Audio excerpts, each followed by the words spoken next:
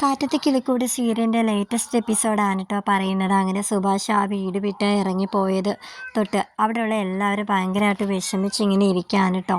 സുധീഷാണെങ്കിൽ നിധിയുടെ മുന്നിൽ പൊട്ടി കരയാണ്. നിധി അവനെ ആശ്വസിപ്പിക്കുന്നുണ്ട്. സുധീഷ് ഒന്ന് കരയാതിരിക്കുക, എല്ലായിടത്തും ഒന്ന് പോയി അന്വേഷിക്കാൻ നോക്ക്, ഈ കരയുന്ന സമയമുണ്ടെങ്കിൽ. സുധീഷ് പറയുന്നുണ്ട്, ഞാൻ തിരക്കി, എല്ലായിടത്തും തിരക്കി, സുഭാഷ് ചേട്ടൻ ഇവിടെ എവിടെയുമില്ല. എനിക്ക് തോന്നുന്നത് സുഭാഷ് ചേട്ടൻ ആ ജോത്സ്യം പറഞ്ഞത് കേട്ട് ഈ നാട് വിട്ട് പോയെന്നാണ് എനിക്ക് തോന്നുന്നത്. എനിക്ക് വല്ലാതെ പേടിയാവുന്നു നിധി. എൻ്റെ സുഭാഷ് ചേട്ടൻ ഞങ്ങൾക്ക് അച്ഛനും അമ്മയും എല്ലാമാണ്. അങ്ങനെ എല്ലാവരും നികേഷും എല്ലാവരും പൊട്ടിക്കരയാണ് കേട്ടോ. നിധി എല്ലാവരെയും ആശ്വസിപ്പിക്കുന്നുണ്ടെങ്കിലും അവക്കും സുഭാഷ് ചേട്ടൻ പോയതിൻ്റെ ആ ഒരു സങ്കടം അവക്കും ഉണ്ട് നല്ല രീതിയിൽ. പക്ഷെ അവളത് പുറത്ത് കാണിക്കാതെ മറ്റുള്ളവർക്ക് ധൈര്യം പകർന്നു കൊടുക്കുകയാണ് കേട്ടോ.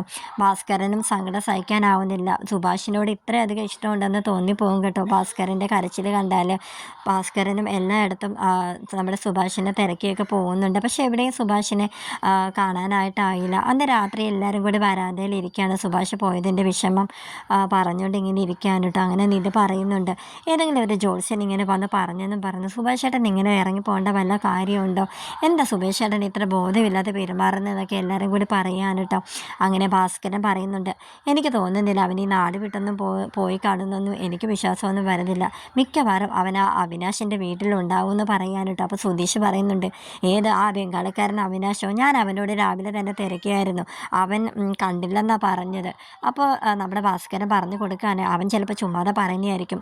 അവൻ്റെ പെങ്ങൾ ആ ചാന്ദിനിയില്ലേ, അവളുമായിട്ട് നമ്മുടെ സുഭാഷിനെ കുറച്ച് അടുപ്പമുണ്ടെന്ന് എനിക്ക് നേരത്തെ സംശയം ഉണ്ടായിരുന്നു.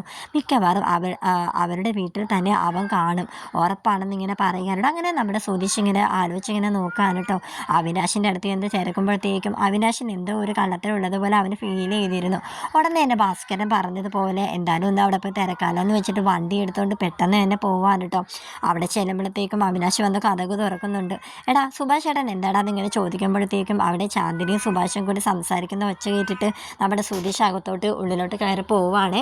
അങ്ങനെ ഉള്ളിലോട്ട് കയറി പോകുമ്പോഴത്തേക്കും നമ്മുടെ സുഭാഷ് ആണെങ്കിൽ അനിയന്മാരെ കാണാത്ത ദുഃഖമൊക്കെ ചാന്ദിനിയോട് ഇങ്ങനെ പറഞ്ഞുകൊണ്ടിരിക്കുകയാണ്. ചാന്ദിനി ആണെങ്കിൽ അവന് കൊടുക്കാനായിട്ട് ചപ്പാത്തിയൊക്കെ ഇങ്ങനെ പരത്തിക്കൊണ്ടിരിക്കുകയാണ് കേട്ടോ. പക്ഷെ കഴിക്കാനായിട്ട് ഇങ്ങനെ നിർബന്ധിക്കുമ്പോഴത്തേക്കും നമ്മുടെ സുഭാഷ് കഴിക്കുന്നില്ല. എനിക്കിത് ഇറങ്ങത്തില്ല, അവർ എന്തെങ്കിലും കഴിച്ചില്ല എന്നറിയാതെ എന്നെ ഇപ്പോൾ തിരക്കി നടക്കുമായിരിക്കും എന്നൊക്കെ പറഞ്ഞ് സുഭാഷ് ഇങ്ങനെ ഇരിക്കുകയാണ്. അപ്പോൾ തൊട്ട് പുറകിൽ നമ്മുടെ സുധീഷ് ഇങ്ങനെ വന്നിങ്ങനെ നിൽക്കാറ് കേട്ടോ. പെട്ടെന്ന് സുഭാഷ് നമ്മുടെ സുധീഷിനെ കാണുകയാണ്. അങ്ങനെ സുധീഷ് പറയും, എൻ്റെ സുഭാഷ് ചേട്ടാ, നിങ്ങളെ ഞങ്ങൾ എവിടെയൊക്കെ തിരക്കിയെന്നറിയാവോ?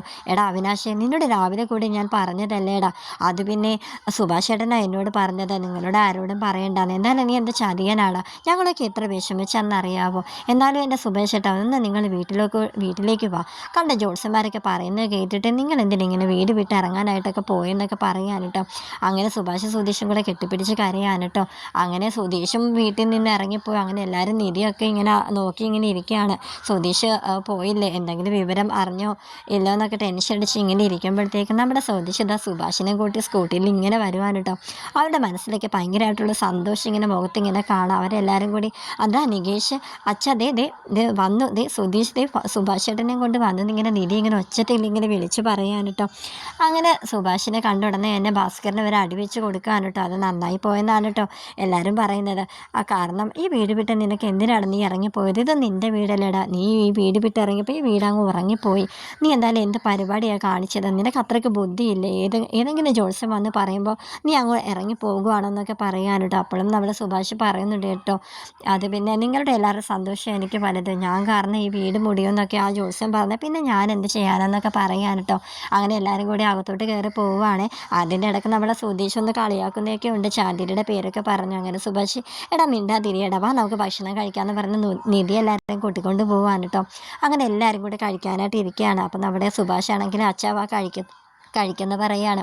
അപ്പോൾ ഭാസ്കരൻ പറയുന്നുണ്ട്, വേണ്ട, നീ കഴിക്കുന്നത് എനിക്ക് കാണുമെന്ന് ഇങ്ങനെ പറയാൻ കേട്ടോ. അങ്ങനെ ആ ഒരു സീന കാണുമ്പോൾ തന്നെ നമുക്ക് ശരിക്കും ഒരു ഫീലാവും. കാരണം അത്രയും നേരം സുഭാഷിനെ കാണാതെ എല്ലാവരും വിഷമിച്ചിരുന്നതൊക്കെ.